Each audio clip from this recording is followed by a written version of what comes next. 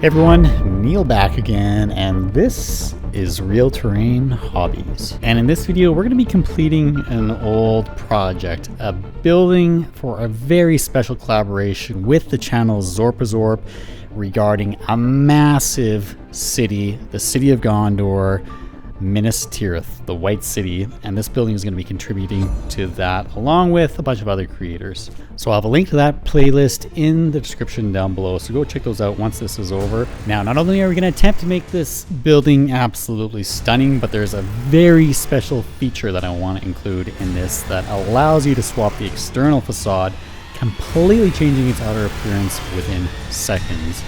This is gonna be good.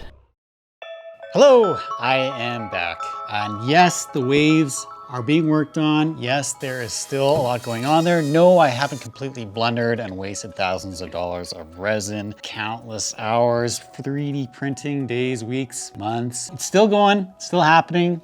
If you don't know about that, there is a castle back here, a giant castle, and I'm making a crazy ocean for that thing involving a whole bunch of stuff. It's crazy. Go check that video out. In this video, we're doing something a little different, and the reason I'm doing this is because Christmas is quickly approaching. If you don't already know, I put out a massive hobby kit, the Real Terrain Hobbies Builders Kit. And yeah, it's Christmas and I've got a box.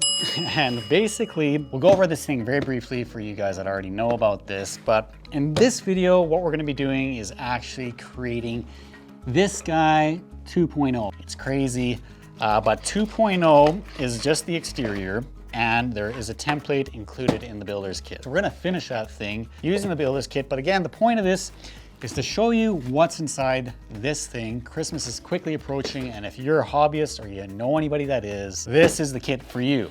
So yeah, we're gonna be doing Tavern 2.0, which right away, you get this little guy right here. There's a QR code that you can scan, which will give you access to the template for this project that we're gonna be completing in this video. But not only that, there's a whole ton of other stuff in here. In fact, I'll show you exactly what you can build with this kit. So in the kit, there is everything that you need to make this guy right here. This is the Blacksmith that is included in here. And so in this thing, there's actually an MDF laser cut kit to give you the bare bones to make this guy. So it's very easy to assemble, and then you have everything that you need to dress this guy up. It is absolutely beautiful. Check out the detail on that chimney and everything. Very cool. So yeah, what do we got in here? We got all your kind of basic stuff here. We got a crafting knife, blocking and basing materials, clump foliage for bushes, paint, lots of paint, balsa wood, a ton of balsa wood, grass, tufts, flour, tufts, super glue, wood glues, hobby saw, which almost didn't make it into this kit. This is an expensive item and we managed to get it in here. We got sculpting tools, Real Terrain Hobbies branded paintbrushes, cutting knives, this fast machine here, tweezers, hot glue gun. This is actually cordless hot glue gun, milliput, tea lights for lighting stuff up. We can take that off there and turn this guy on. There's our fire inside our blacksmith, even with our tea lights, painting palette, cork for stone, which you'll see that we use a lot of that in this project, a base, and of course a beautiful heavy duty thick cutting mat. You can see it's a foldable cutting mat, very nice cutting mat. And then of course the blacksmith kit, complete with instructions on there. You can see it's a stack of MDF, super fun to assemble. So yeah, look at everything that you get in this box. And one really cool thing is all this stuff was purchased for these boxes a couple years ago. So the prices we got for everything are way lower than they are today. Inflation has skyrocketed. This thing would be way more expensive than what we are selling it for it now. If you're to buy each of these components individually, you're saving a ton by buying it all in one box like this. Plus, now with inflation, take advantage of it while supplies last and go get your box. There's even a payment plan that you can do this in payment installments of up to 4 payments. And if you want a full robust overview of everything, there is a link here or a link down in the description below. All right, so picking up where we left off, we built the template from the builder's kit using the cardboard cereal box, and from there, our material of choice for the stonework was cork, and as you can see, we used a lot of cork.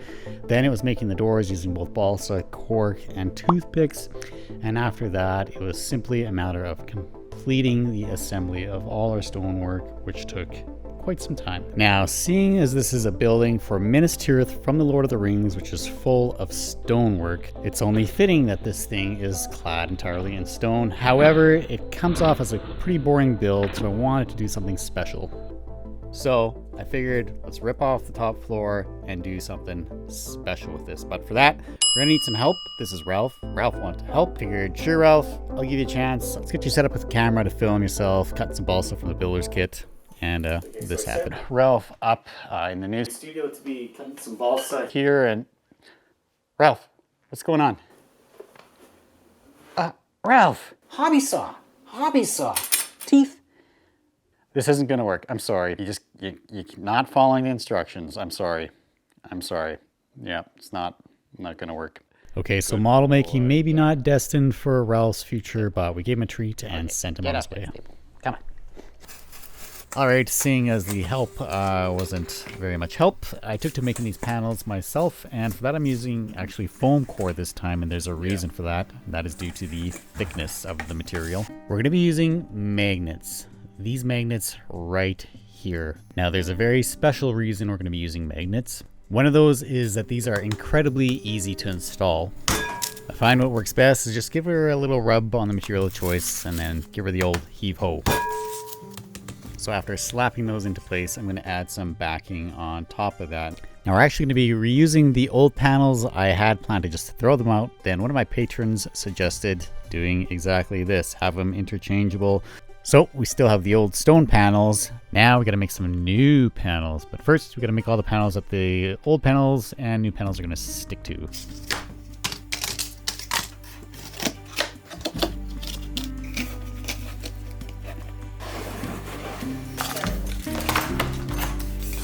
So we're going to be making the new pieces that are going to be going on to this building. We're going to go for a half timbered medieval look. We got the plaster, the wattle and daub look, just like the initial tavern that I made on the right hand side there. I love the look, looks good, better than just pure stone.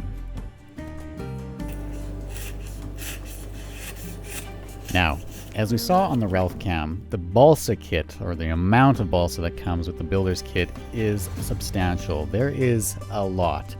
And so there's a lot for a project like this on top of the project that's in the kit. That is the Blacksmith. You can of course go out and source your own, but if you were to purchase this kit, I want to make sure you had plenty for multiple projects, as it can be quite difficult to source balsa. And on top of that, balsa generally is not cheap, and Muse Kits did an amazing job to get an incredibly good deal on the stuff that we have in the kit, which is flippin' awesome.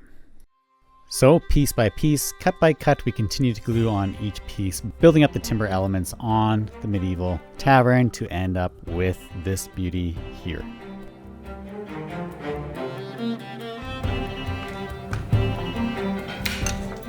Before I do the plaster, we got to get this wood stained. It's going to be a lot easier to stain this stuff first. You may have noticed that I just sprayed this with a water bottle. I do this to help with the blending of the stain. So if we don't do the water first, it gets really blotchy. This way you get some nice even tones across the whole piece.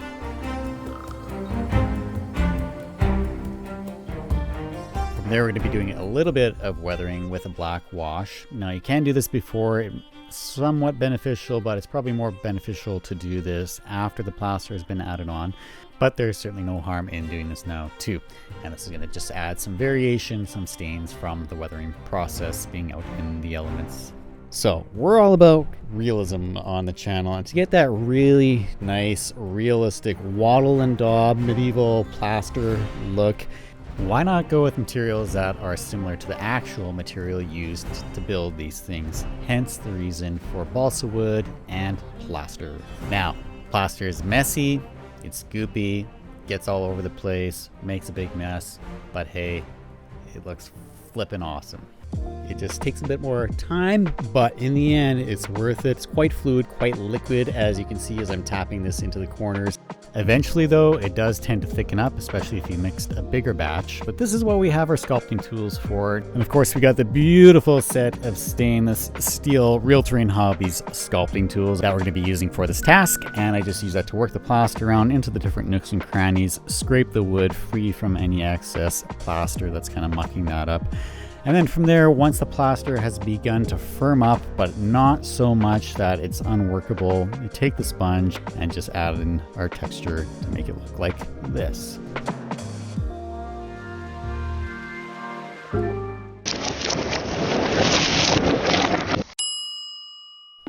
Shingles. Yes, every crafter's bane of existence. Luckily for us, we've got some laser cut shingles that have come in the box for the blacksmith.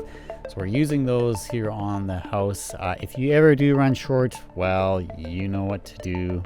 It's the old cut one at a time and paste at one at a time, or you can do it in strips as well. But luckily we got laser cut shingles. So we got those on there. Now it's just a matter of putting on the top wooden pieces like so, and there we've got a roof. From here it's time to finish off the windows up on the top. For that, we're going to be using this pencil holder.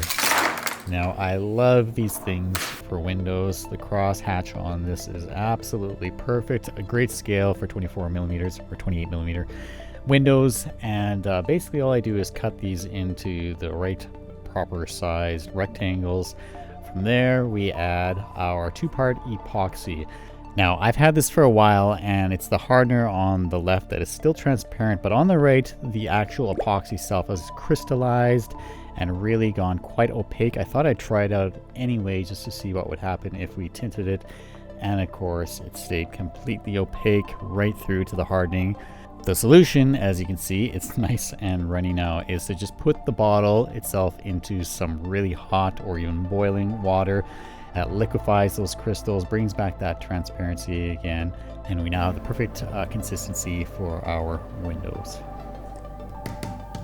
And seeing as this is 5-minute epoxy, 5 minutes later they are cured and ready to go. Now it's just a simple matter of gluing each of these windows into place with the hot glue gun. Very nice, very elegant, and it really gives it sort of a Witcher feel. Some of the buildings, they have some really nice glass, kind of stained glass from that video game, and I just really love that look and overall aesthetic.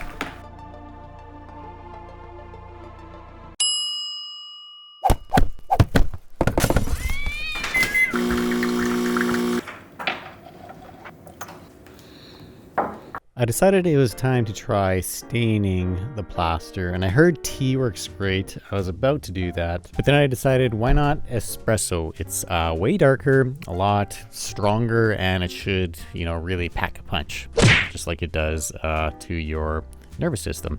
But unfortunately, no, it didn't do anything at all to the plaster, really. So we're going to come back to that later. For now, we're going to start with the stone. And I decided to apply a lightish gray for that, seeing as this is going to be for the white city. Now that we've got that all done, it's time to texture this stone to make it look nice and stony. Now for the desired stony effect, we're going to be using white as well as a sponge to stipple on and give us that nice stone texture. After having done that as our first base coat, we're going to be adding in the plaster in between each of the stone. Now I tried to do that initially with just the dry plaster and then wet it afterwards. It did not work well. I found the best results were just mixing the plaster as you do normally, putting it over top of the stone like you would tiling your kitchen or your floor. This is the exact same way of doing that, and then taking the wet sponge or wet rag afterwards, wiping that down, and it leaves you with a beautifully infilled stone with your plaster. Once that is dried, you're left with this. So it's very nice, very white city-ish. The grout in between each of the stone is nice and white. We're gonna go back to the plaster and actually add a black wash into that, but make sure the plaster is nice and saturated first, because as you can see there, I'm left with a really harsh line, whereas the other areas of plaster that I heavily saturated with water have a really natural blend to the black wash. Now I do the same process on the stone. I'm making sure that it is heavily saturated with water first using the spray bottle. Then I go and use the black wash on there, and in the heavier areas, if I find it's a little too dark, a little too heavy, I'll just spray it with some more water, and it helps to lessen the tone of the blackness on that. And that's kind of the key to all of this, is really having the right kind of water mixture in there. If you want darker, a little less water, lighter, more water. And the final step in the painting process is the dry brushing. This brings out all the little details. Also, the roof is very brown and it's usually sun bleached and gray if it's wood. So this is kind of knocking that brown back. However, the White City has bluish gray roofs, doesn't it? So we're gonna have to come back to that. But we're moving on to adding some final weathering with our weathering pigments that's in the box. Use those as well as some flock, and this is going to give it a nice bit of moss all around the base there to really give this thing some added character and make it pop. And finally, we're going to add some black soot using the weathering pigment from the kit, and we end up with this.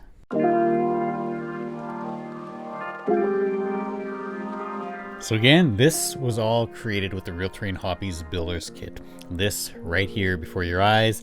If you're interested in supporting the channel at all, honestly, just grab one of these boxes. It's an amazing kit. There's nothing like this out there. Look what you can create, and I cannot recommend this kit anymore. It's amazing. The perfect Christmas gift. Now we still have a tiny bit of work to do to make this suitable for the White City of Minas Tirith, and that is add our stone on and paint up our roof. We're going to take out our paints out of our kit, use some white, some black, and some blue, get a nice stony kind of slate bluish color, apply that onto the top, and we end up with this beauty right here.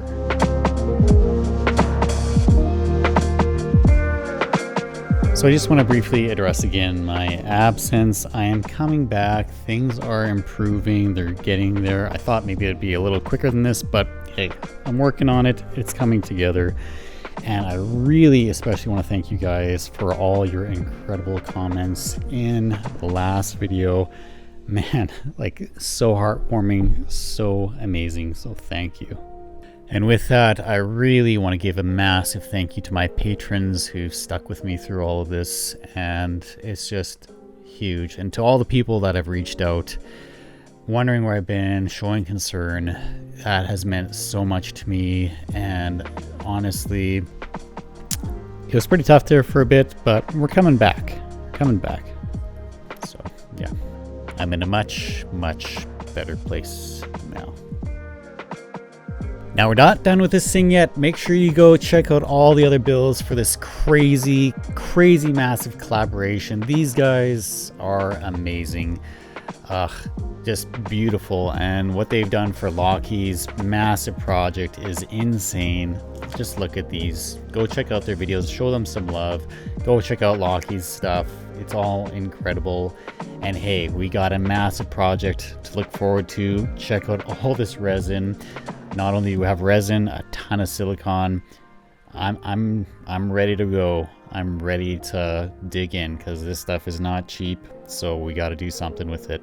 And if there's one message I can give you that is totally fitting for this channel and what lies ahead, is that right there. Make it now.